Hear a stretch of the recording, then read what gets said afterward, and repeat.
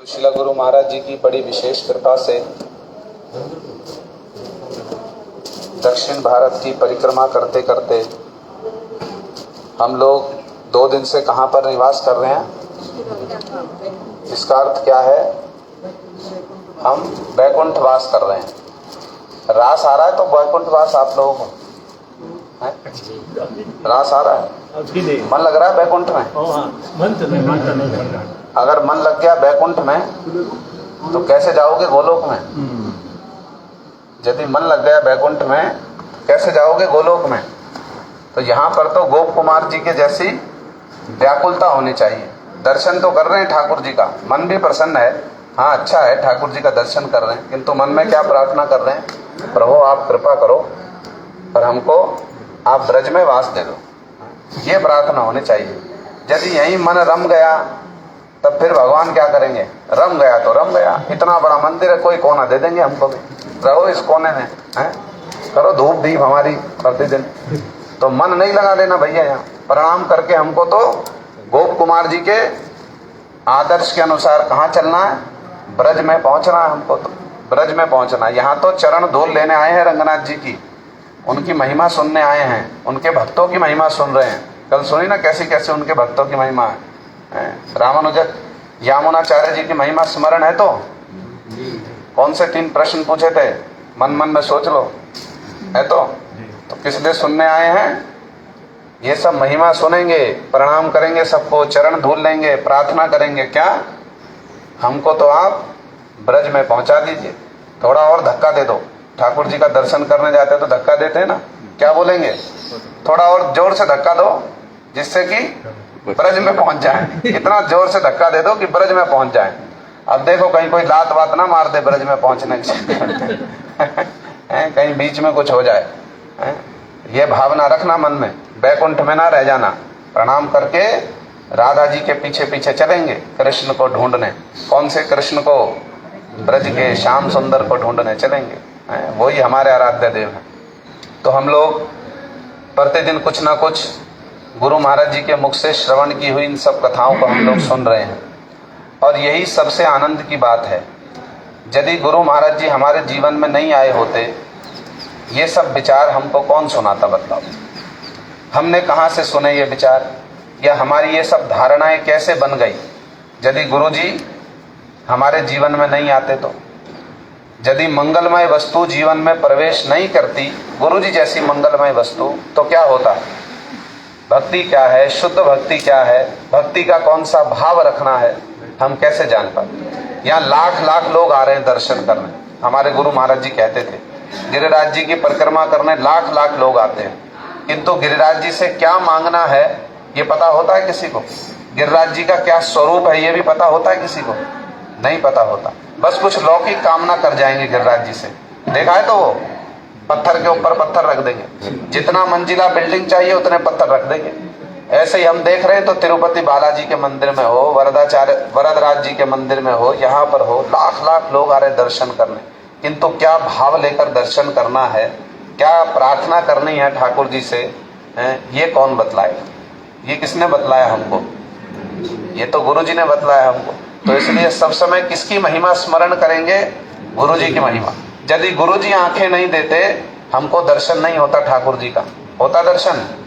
गुरु जी ने आंख दिया हमको। अज्ञान तिमिरांधस्य ज्ञानांजन शलाकया चक्षुरुन्मीलितं येन तस्मै श्री गुरुवे नमः। कैसे नेत्र खोल दिए? पहले तो माया से हमको धीरे धीरे धीरे धीरे छुड़ाकर भक्ति की ओर ला रहे हैं, ऐसे नेत्र खोले। अब भक्ति में भी कौन सी भक्ति चाहिए? भक्ति तो बहुत प्रकार की है। ऐश्वर्यमयी भक्ति है, ज्ञान मिश्रा भक्ति है, कर्म मिश्रा भक्ति है, कितनी भक्ति है। उसमें से भी हमारी आंखों को खोल खोल, हमारे नेत्रों को खोल खोल करके कहाँ ला रहे हैं? ये जो ब्रज की भक्ति है, कितनी दुर्लभ वस्तु है, जिसके लिए लक्ष्मी जी भी तपस्या कर रही है। कल हमने सुना कितना सुंदर सुंदर विचार महाप्रभु जी का, वेंकट भट्ट जी का। ये नेत्र किसने खोले? किसने खोले? ये गुरु जी ने खोले। इसलिए श्रीनिवासाचार्य जी ने भागवत की टीका में बड़ी अच्छी एक बात कही है, बड़ी अच्छी बात। वो कहते हैं सर्व अवस्था में, सर्व क्रिया में, सर्व कार्य में सबसे पहले किसको स्मरण करेंगे? श्री गुरु। श्री गुरु के चरणों को ही स्मरण करेंगे। ऐसा कोई क्षण ना जाए, ऐसा कोई दिन ना जाए जब श्री गुरु का हमको स्मरण ना हो। तो इसलिए हम क्या करेंगे, सबसे पहले अपने गुरु पाद पद्म श्रील भक्ति वेदांत नारायण गोस्वामी महाराज जी के श्री चरण कमलों की हम वंदना करेंगे। वो परम मंगलमय है। उन मंगलमय वस्तु का जीवन में आना, जीवन में आते ही सब कुछ क्या हो गया, मंगल ही मंगल हो गया है। मंगल भवन अमंगल हारिणी, सारे अमंगल दूर होने लगे, बस सब कुछ मंगलमय मंगलमय हो रहा है। उन्हीं की कृपा से, उन्हीं की बातों को हम लोग सुन रहे हैं। तो गुरु महाराज जी की कृपा से अभी हम लोग आए फिर से श्री रंगनाथ जी के मंदिर में। यहाँ पर श्री चैतन्य महाप्रभु जी की और एक ब्राह्मण के बीच में हम लोगों ने बहुत बार उस कथा को कहा है, किंतु आज इसी स्थान पर वो लीला हुई है। तो इस स्थान पर बैठकर उस लीला का हम लोग कुछ श्रवण कीर्तन करेंगे। और उसमें बड़े सुंदर सुंदर सिद्धांत भी हैं, बड़े सुंदर सुंदर सिद्धांत, शुद्ध भक्ति के बड़े अच्छे अच्छे सिद्धांत, उनको भी हम लोग समझेंगे। श्री चैतन्य महाप्रभु जी जब इस स्थान पर आए 4 मास तक रहे। तो जब प्रारंभ में महाप्रभु जी आए हैं तो श्री कृष्णदास कविराज गोस्वामी लिखते हैं, बड़ा सुंदर वर्णन किया। कहते श्री रंग क्षेत्रे वैसे जतो वैष्णव ब्राह्मण एक एक दिन सबे कैलो निमंत्रण। महाप्रभु जी तो 4 मास तक रहे। अब इस श्री रंग क्षेत्र में जितने वैष्णव ब्राह्मण रहते थे वो एक एक दिन महाप्रभु जी को अपने घर में निमंत्रण करते थे। जैसे गुरु जी जाते हैं तो सब भक्त बुलाते ना, एक दिन हमारे घर में प्रसाद पाने आइए, एक दिन हमारे घर में भी कार्यक्रम हो। तो महाप्रभु जी, ये वही परंपरा चली आ रही है। तो सब वैष्णव लोग महाप्रभु जी को एक एक दिन अपने घर में निमंत्रण करते थे। महाप्रभु जी उनकी प्रीति के कारण उन सबके घर में जाया करते, प्रसाद पाते। तो कहते हैं एक एक दिन चातुर्मास से पूर्ण होई लो, कतेक ब्राह्मण भिक्षा दीते ना पाई लो। अब 4 मास तक तो रहे, कितने दिन हो गए 4 मास में, प्राय कितने दिन रहे Mahaprabhu ji, more than 120 days, 120 दिन से भी अधिक रहे। एक एक दिन एक एक वैष्णव के घर में जाते थे प्रसाद पाने। किंतु फिर भी बहुत सारे वैष्णव ब्राह्मण रह गए जिनके घर में महाप्रभु नहीं जा सके। क्यों? लाख लाख वैष्णव लोग, लाख लाख भक्त लोग हैं, बहुत सारे ब्राह्मण लोग भिक्षा नहीं दे पाए। तो कविराज गोस्वामी बड़ी अच्छी बात कहते हैं, बड़ी अच्छी लीला सुनाते हैं, उसमें बड़े सुंदर सुंदर सिद्धांत भी हैं। कहते हैं सही क्षेत्र रहे एक वैष्णव ब्राह्मण, देवालय आसी करे गीता आवर्तन। समझना बात को बड़े ध्यान से। इसी क्षेत्र में माने श्रीरंग क्षेत्र में एक ब्राह्मण रहते थे और वो देवालय माने इसी रंगनाथ जी के मंदिर में आकर प्रतिदिन क्या करते थे, देवालय आसी करे गीता आवर्तन। आवर्तन माने गीता के श्लोकों का उच्चारण करते थे, पाठ करते थे गीता के श्लोकों का। बड़े सहज हृदय के ब्राह्मण थे। कहते हैं 18 अध्याय पढ़े आनंद आवेशे, अशुद्ध पढ़े न लोके करे उपहासे। बड़े ध्यान से सुनना, बड़ा मन देकर सुनना, बड़ी सरस लीला है, हृदय को गलाने वाली लीला। क्या कहते हैं? 18 अध्याय पढ़े आनंद आवेशे, अशुद्ध पढ़े न लोके करे उपहासे। पूरे 18 अध्याय का पाठ करते थे गीता के, नियम था उनका। प्रतिदिन यहाँ आते, मंदिर में बैठ जाते और ठाकुर जी को सुना करके पूरे गीता के 18 अध्यायों का पूरे श्लोकों का उच्चारण करते। किंतु कहते श्लोकों का उच्चारण तो करते किंतु अशुद्ध पढ़े न लोके करे उपहासे। जब उच्चारण करते थे श्लोकों का, अशुद्ध उच्चारण होता था, माने ठीक से प्रोनाउंस नहीं कर पाते थे, व्याकरण के अनुसार भूल कर देते थे, तो लोग उनका उपहास उड़ाते थे। सभी तो ब्राह्मण लोग हैं ना, सभी पंडित लोग हैं। उस समय में तो यह श्रीरंग क्षेत्र भी विद्या का एक प्रधान केंद्र था। यहाँ पे श्री यामुनाचार्य जी, श्री रामानुजाचार्य जी जैसे महान संत हुए हैं, कितना यहाँ पर विद्या का प्राबल्य होगा, विचार कर सकते हो। तो जब वो अशुद्ध उच्चारण करते थे, लोग उनका उपहास उड़ाते थे। किंतु कविराज गोस्वामी बड़ी अच्छी बात कहते केहो हासे केहो निंदे, ताहा नाही माने, और आविष्ट होइया गीता पढ़े आनंदित मने। कोई तो हंसता उनके ऊपर, कोई उनकी निंदा करता, ये कैसा ब्राह्मण है, गीता के श्लोक भी ठीक से उच्चारण नहीं करने आते इसको, कैसा ब्राह्मण है। कोई हंसता उसके ऊपर, केहो हासे केहो निंदे, ताहा नहीं माने, किंतु वो किसी की बात की ओर ध्यान नहीं देते थे। अरे हंसते रहो, तुम निंदा करते रहो। कहते पूरी गीता को पढ़ते थे आनंदित होकर, पूरी गीता को पढ़ते थे आनंदित होकर। कोई निंदा कर रहा है, कोई हंस रहा है, उनकी किसी बात को ध्यान नहीं देते थे, किसी बात को ध्यान नहीं होते थे, बड़े आविष्ट होकर गीता पढ़ते थे। अब जब आविष्ट होकर के गीता पढ़ रहे हैं तो उनको क्या लेना देना, कोई हमारी निंदा कर रहा है, कोई हमारा उपहास उड़ा रहा है, वो तो अपने आनंद में निमग्न है, आनंद में निमग्न है। फिर कहते हैं जब गीता पढ़ते थे तो क्या होता था, साधारण गीता पाठ नहीं करते थे। क्या होता था? कहते पुलक आश्रु कंप स्वेद जावत पठन देखी आनंदित होई लो महाप्रभुर मन। समझना बात को बड़े ध्यान से। जब तक गीता पढ़ते थे तब तक क्या होता था? अष्ट सात्विक विकार आते थे। गीता पाठ कर रहे हैं, अश्रु आते थे। अशुद्ध पढ़ रहे हैं किंतु क्या हो रहा है? अश्रु आ रहे हैं, पुलक हो रहा है शरीर में, है ना। और आनंद से बस क्रंदन करते रहते थे, सब समय क्रंदन करते रहते थे, हैं। तो क्या कह रहे? पुलक आश्रु कंप स्वेद जावत पठन। जब तक गीता का पाठ करते थे तब तक नेत्रों से अश्रु आ रहे हैं, पुलक हो रहा है, आनंद से पूरा शरीर गदगद हो रहा है। ये किसने देखा? समझो बात को ध्यान से। लाख लाख लोग देख रहे हैं किंतु भाव को समझ नहीं पा रहे। भाव को कोई नहीं समझ पा रहे। भाव को किसने समझा? भावग्राही जनार्दन ने समझा। भाव को किसने समझा? भावग्राही जनार्दन ने। क्या कहा गया भगवान के विषय में? धीरो वदति विष्णाय मूर्खो वदति विष्णवे उभयस्तु समम पुण्यम भावग्राही जनार्दन। भैया व्याकरण के अनुसार कोई विष्णाय पढ़ेगा, कोई विष्णवे पढ़ेगा, हैं।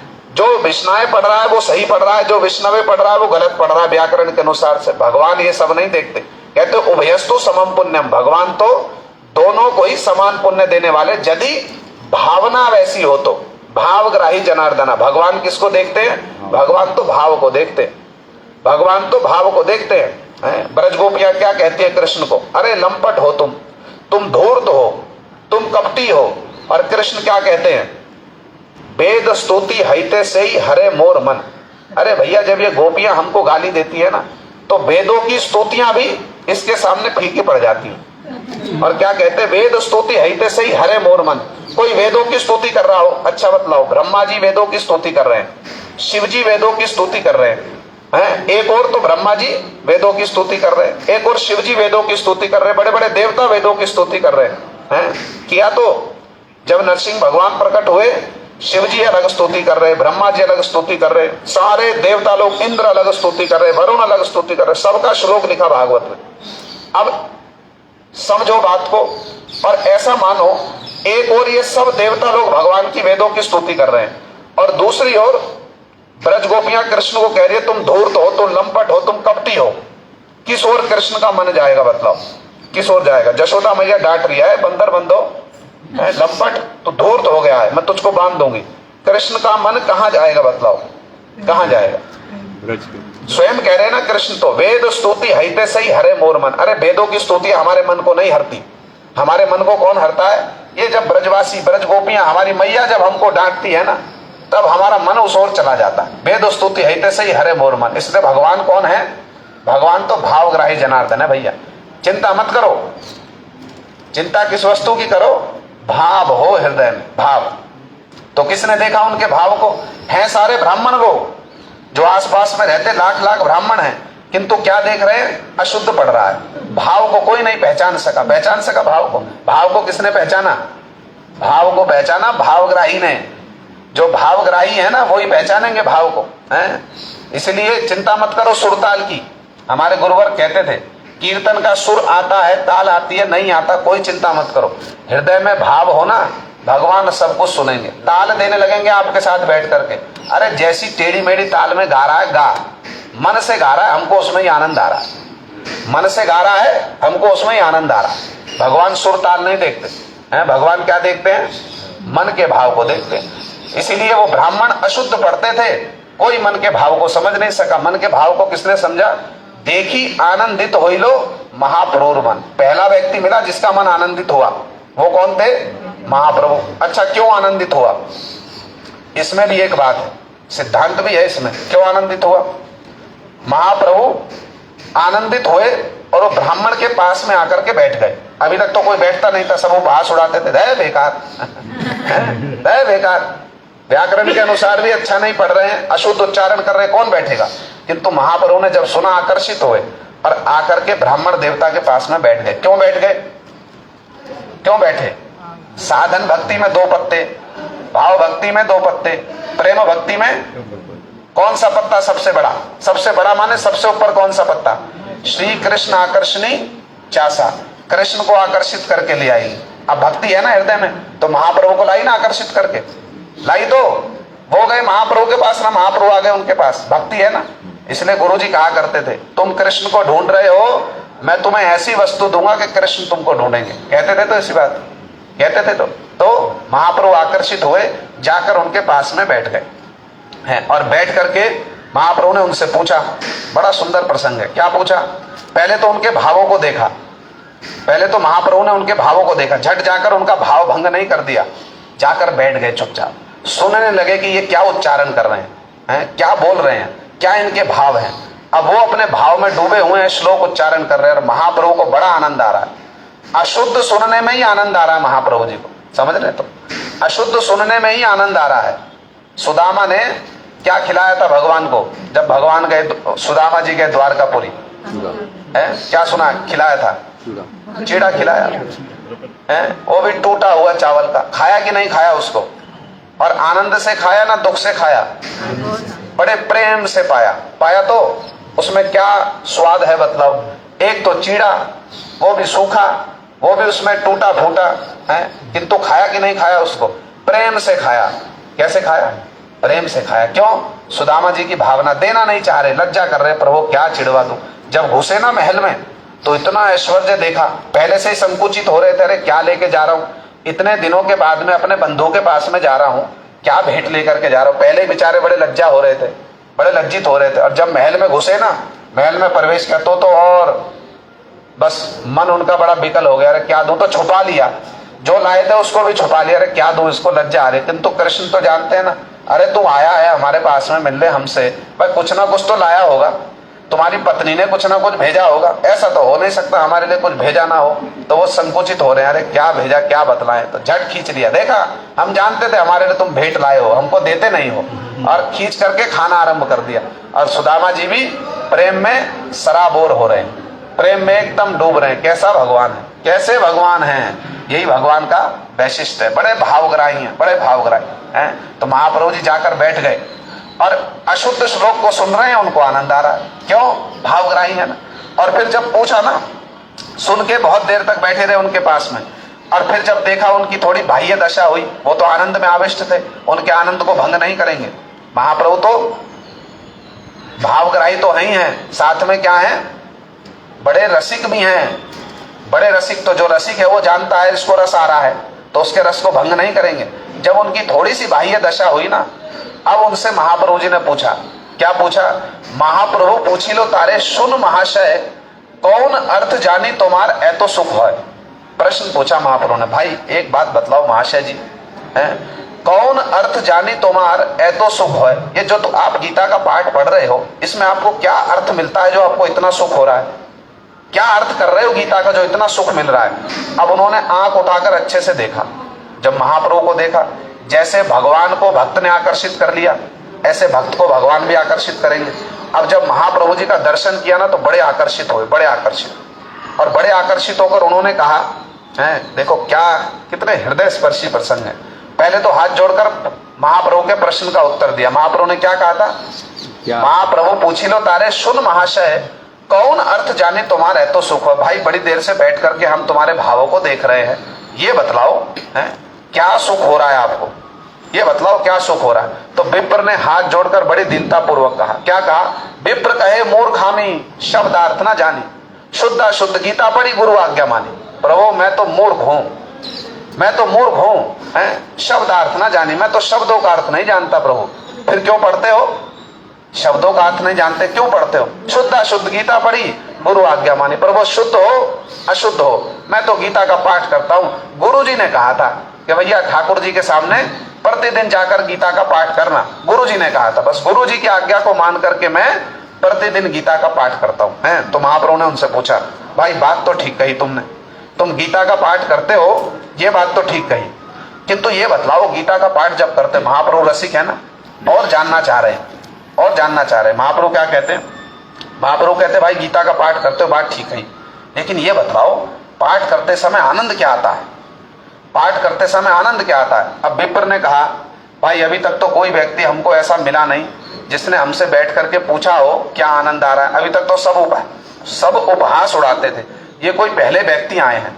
और महाप्रभु जब उनसे बातचीत कर रहे हैं ना, तो महाप्रभु के मुख से जब शब्द निकलते होंगे, कितने मीठे शब्द होंगे, है, तो उनका मन और अधिक आकर्षित हो रहा है, और अधिक आकर्षित, क्योंकि वो भक्त है। इस प्रसंग के अंत में कविराज गोस्वामी जी बतलाएंगे, अभी हम सुनेंगे उन्होंने कैसे जान लिया महाप्रभु ही कृष्ण है। अंत में, प्रसंग के अंत में जान गए यही कृष्ण है, जिसका मैं दर्शन कर रहा हूं अभी, ये वही कृष्ण है, वही प्रकट हो गए मेरे सामने।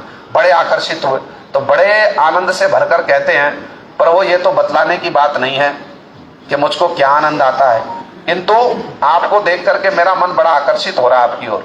तो जब आप पूछ रहे हो तो चलो बतला ही देता हूँ। महाप्रभु भी सुनने में बड़े रुचि, भाई बतलाओ बतलाओ क्या आनंद आता है, बतलाओ, हम सुनने के लिए बड़े हैं व्यग्र हो रहे, बतलाओ बतलाओ क्या आनंद आता है। महाप्रभु को भी तो आनंद आएगा ना सुनने में। तो फिर विप्र ने क्या कहा, कहते हैं प्रभु आनंद तो ये आता है, क्या दर्शन करते हो। महाप्रभु जी ने पूछा, भाई क्या दर्शन, कुछ ना कुछ तो दर्शन हो रहा है, कुछ ना कुछ तो उपलब्धि हो रही जो इतना आनंद आ रहा है। तो विप्र कहते प्रभु बतलाने की बात तो नहीं, किंतु फिर भी बतलाता हूँ, फिर भी बतलाता हूँ। क्यों, आपको देख के मेरा मन जो है ना बड़ा आकर्षित हो रहा है, मन बड़ा निर्मल हो गया, मन बड़ा प्रसन्न है, तो आप इसलिए आपको बतला रहा हूँ, और किसी दूसरे को तो बतलाते नहीं। तो क्या बतलाया, कहते हैं अर्जुन रथे कृष्ण होय रज्जुधर। प्रभु मैं जब तक पढ़ता हूं ना गीता को, मुझको क्या दर्शन होता है, क्या दर्शन। महाप्रभु कहते बतलाओ भाई क्या दर्शन होता है, बतलाओ बतलाओ क्या दर्शन होता है। क्या कहते हैं, अर्जुन रथे कृष्ण होय रज्जुधर बसिया छेन ताते जैनो श्यामल सुंदर। प्रभु जब मैं गीता पाठ पढ़ता हूं ना, साक्षात दर्शन होता है। क्या दर्शन होता है, बतलाओ क्या दर्शन। क्या कहते हैं, अर्जुन रथे कृष्ण होय रज्जुधर।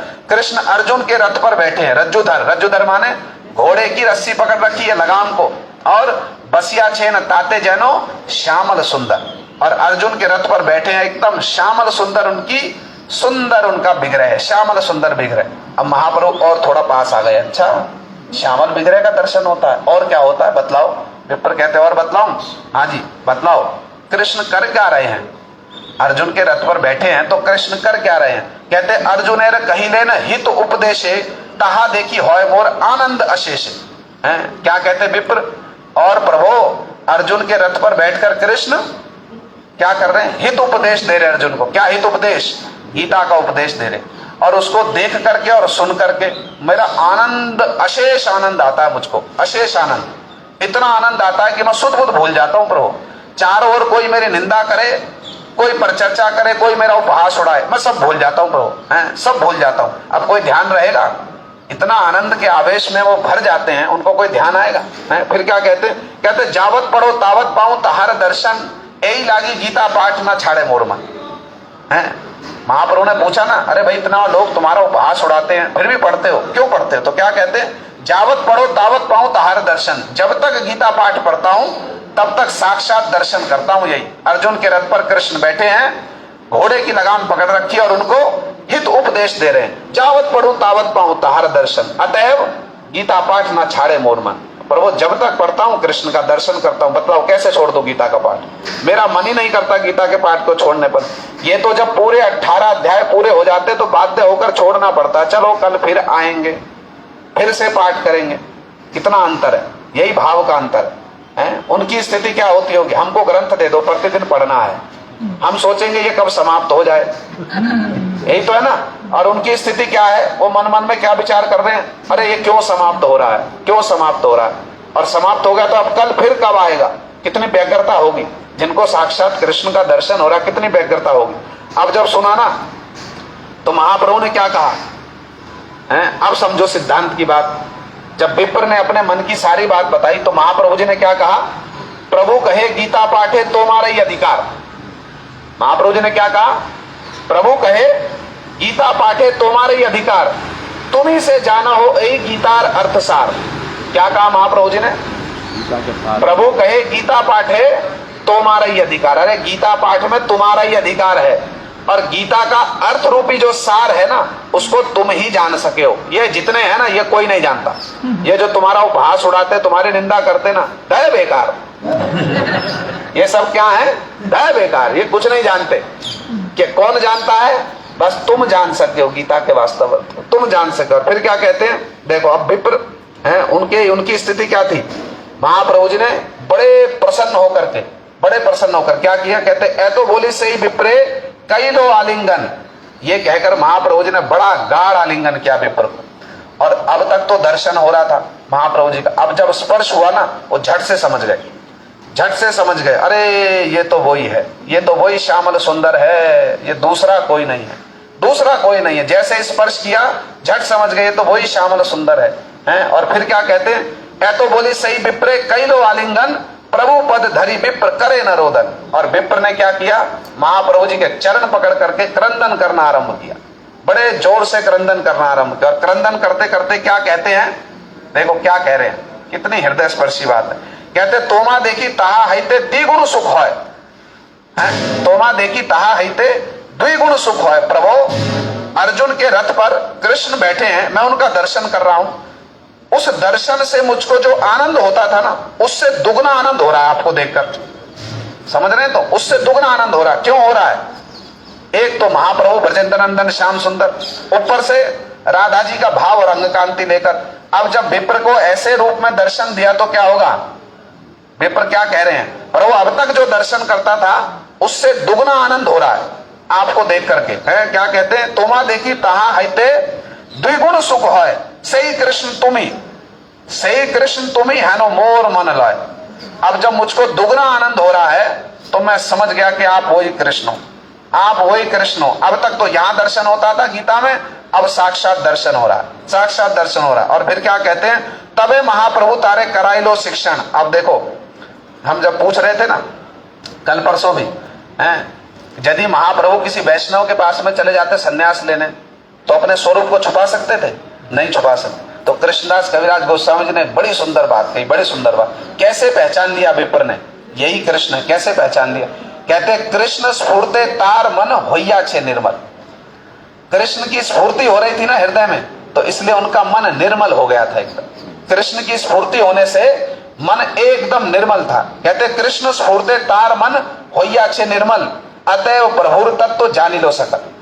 कृष्ण की स्फूर्ति होने से मन निर्मल हो गया था, इसलिए कृष्ण के तत्व को बड़ी शीघ्र जान गए। यही वो कृष्ण है, यही वो कृष्ण। इसलिए चरण पकड़कर रोने लगे। रोते रोते क्या कहते हैं, तोमा देखी तहा हईते द्विगुण सुख होय, सही कृष्ण तुम्ही है नो मोर मन लय। आपको देखकर मुझको दुगना सुख हो रहा है प्रभु, आप वही कृष्ण हो। मेरे मन में ये बात आ गई, मैं समझ गया आप वही कृष्ण हो। कैसे समझ गए? क्योंकि कृष्ण की स्फूर्ति होने से उनका मन जो है निर्मल हो गया था। निर्मल चित्त होने से ही क्या हुआ, महाप्रभु के तत्व को जान गए। इसलिए जगदानंद पंडित जी ने बड़ी अच्छी बात कही है। क्या कहा, सरल होइले गोरार शिक्षा बूझिया लइबे। यदि कोई सरल चित्त हो ना, सरल चित्त होने से महाप्रभु जी की शिक्षा को, उनके तत्व को जान जाएगा। ये नहीं कहा कि बुद्धिमान होने से जान जाएगा, ये नहीं कहा कि शास्त्रज्ञ होने से जान जाएगा, ये नहीं कहा कि बहुत सुंदर प्रवचन करने से जान जाएगा। किससे जान जाएगा? सरल होइले गोरार शिक्षा बूझिया लइबे। वो विप्र सरल थे, सरल थे, और कृष्ण स्फूर्ति से उनका मन जो है निर्मल हो गया था। इसलिए कृष्ण के, महाप्रभु के तत्व को जान गए। अब भेद खुल गया, अब खुल गया भेद। भक्त के सामने भगवान का भेद खुल गया, और भगवान के सामने भक्त का भेद खुल गया। समझ रहे तो बात को, भेद खुल गया। अब जब भेद खुला ना तो महाप्रभु उनसे क्या कहते हैं, ऐसे कहीं मत कहो। क्या कहते हैं महाप्रभु, क्या करे, अरे ऐसे मत कहो, ऐसे मत करो। क्या कहते हैं, तबे महाप्रभु तारे कराई लो शिक्षण, यही बात कहा ना करी हो प्रकाशन। तब महाप्रभु से कान में क्या कह रहे हैं, इधर आओ पास में हम वही कृष्ण है, तुम जान गए हो? कहते मैं जान गया। महाप्रभु कहते देखो बात सुनो ध्यान से। उन्होंने कहा बतलाओ प्रभु। कहते ना, इस बात को किसी को कहना नहीं, लेकिन हम ही वो कृष्ण हैं, इस बात को किसी को बोल नहीं देना। विप्र कहते ना प्रभु, ये तो आपकी और हमारी बात है आपस में, कॉन्फिडेंशियल, ये तो आपकी और हमारी बात है कॉन्फिडेंशियल, किसी को नहीं प्रकाशित करेंगे, किसी को नहीं बतलाएंगे इस बात को। महाप्रभु ने उनको शिक्षा करा दी, देखो तुमको जो अनुभव हुआ है ना, वो अनुभव इतना सस्ता नहीं है भाई। तुमको जो अनुभव हुआ वो अनुभव इतना सस्ता नहीं है, इसलिए जाके सबको मत कह देना। तो विप्र क्या कह रहे हैं, महाप्रभु ने प्यार से बुलाओ, पास में आओ, तुम्हारे कान में एक बात कहेंगे, बतलाओ प्रभु। देखो ये बात किसी को ना कहना, देखो ये बात किसी को ना कहना। तो विप्र क्या कहते हैं, no no don't worry, don't worry about this. प्रभु चिंता मत करो आप, ये तो आपकी और मेरी कॉन्फिडेंशियल बातचीत है, ये किसी को हम नहीं कहेंगे। और फिर कविराज गोस्वामी जी कितनी अच्छी बात कहते हैं, कहते सही विप्र महाप्रभुर बड़ो भक्त हो लो, चारी मास प्रभुर संग कबू ना छाड़ी लो। ऐसे भक्त हो गए महाप्रभु जी के, बड़े भक्त हो गए। और कहते चारी मास प्रभुर संग कबू ना छाड़ी लो। एक क्षण के लिए भी उन्होंने, 4 मास जो महाप्रभु श्रीरंग में रहे ना, एक क्षण के लिए भी उन्होंने महाप्रभु जी का संग नहीं छोड़ा। क्योंकि जान गए ना संग छोड़ेंगे अब। अरे जिसको गीता में देख रहा था वो सामने आ गए, अब छोड़ेंगे संग को? अब छूट, अब गीता पाठ छूट गया अब गीता पाठ छूट गया, किंतु महाप्रभु का संग नहीं छूटेगा। गीता पाठ तो करते ही होंगे, किंतु विचार की बात है, यदि महाप्रभु उस समय नहीं हो, जब वो गीता पाठ करे, महाप्रभु उस समय नहीं हो, तो करेंगे गीता का पाठ? किसके पीछे दौड़ेंगे? महाप्रभु के पीछे दौड़ेंगे। अरे जब साक्षात ही मिल गए तो फिर करेंगे गीता पाठ। ऐसा यहाँ पर वर्णन नहीं है, किंतु एक अनुमान होता है। अरे जब साक्षात महाप्रभु जी आ गए तब फिर क्या करेंगे? गीता पाठ करेंगे ना? फिर तो नियमाग्रह हो जाएगा, फिर तो नियमाग्रह हो जाएगा। जिसको गीता में देख रहे हैं उससे भी श्रेष्ठ मिल गया। गीता में क्या दर्शन हो रहा है? द्वारकाधीश कृष्ण का। ये तो ब्रजेंद्र नंदन श्याम सुंदर है, उस पर भी राधा जी का भाव अंग कांति लेकर फिर पढ़ेंगे गीता ना? फिर तो महाप्रभु के पीछे पीछे डोलेंगे, फिर तो महाप्रभु जी के पीछे पीछे डोलेंगे। ऐसी सुंदर सुंदर लीला महाप्रभु जी इस श्री रंग क्षेत्र में, महाप्रभु जी ऐसी सुंदर सुंदर लीलाओं को प्रकाशित करते। देखो कितनी सुनने और समझने की और धारण करने की शिक्षा है। यदि हृदय में भक्ति हो, भगवान को आकर्षित करके ले आएगी। यदि हृदय में भक्ति आ जाए, प्रेम आ जाए, प्रेम का कण आ जाए, कृष्ण को, महाप्रभु जी को आकर्षित करके ले आएगी। इसलिए कहा गया एकला भक्तिरवश चैतन्य गोसाई, विद्या धन जन बले चैतन्य ना पाई, एकला भक्तिरवश चैतन्य गोसाई। अरे विद्या के बल से, धन के बल से, जन के बल से महाप्रभु को प्राप्त नहीं कर सकते हैं, महाप्रभु को प्राप्त नहीं कर सकते। हमने उस दिन बस में किया ना गोद्रुम भजनोपदेश, उसमें एक श्लोक लिखा भक्तिविनोद ठाकुर जी ने, बड़ा अच्छा। क्या कहते हैं? श्रुति वर्ण धनादि ना यस्य कृपा, जनने बलवद भजने न बिना, तम हेतु का भाव बता ही सके, भज गोद्रुम कानन कुंज बितु। कितनी सुंदर बात करे। श्रुति वर्ण धनादि ना यस्य कृपा। अरे कोई बहुत श्रुतिधर है, कोई बहुत धनी है, ऊंचे कुल में जन्म मिल गया, ये उनकी कृपा यही है ना? अथवा इन सब से उनकी कृपा को प्राप्त किया जा सकता है? नहीं किया जा सकता। तम अहेतु का भाव पथा ही सके। ये तो कौन सा पथ है? अहेतु की भक्ति का पथ है। ये तो अहेतु की भक्ति है। तो इसलिए क्या कह रहे हैं? विद्या धन जन बले चैतन्य न पाई, एकला भक्ति रवश चैतन्य गोसाई। भक्ति हो यदि हृदय में, प्रेम आ जाए यदि हृदय में, महाप्रभु को ऐसे आकर्षित करके ले आए, पास में जाकर के बैठ गए उनके, और उनसे क्या पूछ रहे हैं? भाई बतलाओ क्या आनंद हो रहा है, क्या आनंद हो रहा है? और जब विप्र ने बतलाया ना क्या आनंद हो रहा है, तो देखो भगवान और भक्त का परस्पर भेद खुल गया। इसलिए किस वस्तु के लिए साधन करना है? प्रेम आ जाए हृदय में, शुद्ध भक्ति आ जाए, उसका कण आ जाए हृदय में, उसके लिए साधन करना। इसी को कहते हैं उत्तमा भक्ति का साधन। यही रूप गोस्वामी जी ने कहा, अन्याभिलाषिता शून्यम ज्ञान कर्माद्य नाव्रतम मानुकूल्यन कृष्ण अनुशीलनम। अनुकूल भाव से कृष्ण का अनुशीलन, सर्व इंद्रियों से अनुकूल भाव से कृष्ण का अनुशीलन, इसको ही क्या कहा गया? उत्तमा भक्ति कहा गया। इसी उत्तमा भक्ति का साधन हमारे रूपानु गुरुवर्गों ने हमको बतलाया है। हम भी प्रयास करेंगे। यहाँ पर इन सब स्थानों पर आए हैं ना, किस लिए आए हैं?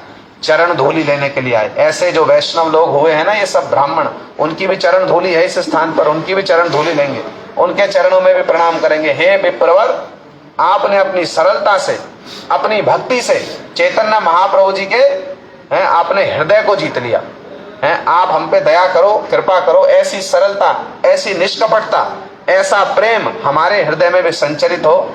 हम लोग इन्हीं सब लीलाओं को श्रवण करने के लिए हम इन सब स्थानों पर आए। भगवान रंगनाथ जी की चरण धूल लेंगे, उनके सब परिकरों की, श्री रामानुजाचार्य जी की, श्री रामानुजाचार्य जी की, ऐसे ब्राह्मण भक्तों की, श्री गोपाल भट्ट गोस्वामी, श्री वेंकट भट्ट गोस्वामी, श्री त्रिमल्ल भट्ट गोस्वामी, श्री प्रबोधानंद सरस्वती पाद, सब गौड़ीय गुरुवर्गों की चरण धूल यहाँ पर है। हम उन सब की चरण धूल लेने के लिए आए, उन सबसे प्रार्थना करने के लिए आए। किस लिए हैं?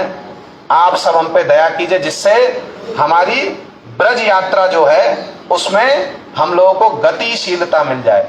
जो हमारी ब्रज यात्रा है ना, ब्रज पहुंचना, नित्य ब्रज, उसमें आप हम लोगों को गति प्रदान कर दीजिए। जो हम अपने गुरु जी के पीछे पीछे चलते हुए, गुरु जी के चरणों को पकड़कर चलते हुए हम भी नित्य ब्रज में एक दिन प्रवेश करें। गौर प्रेमानंदे हरि हरि।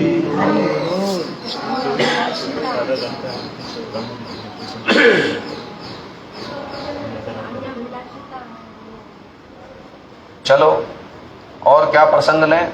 2-3 प्रसंग आ रहे हैं।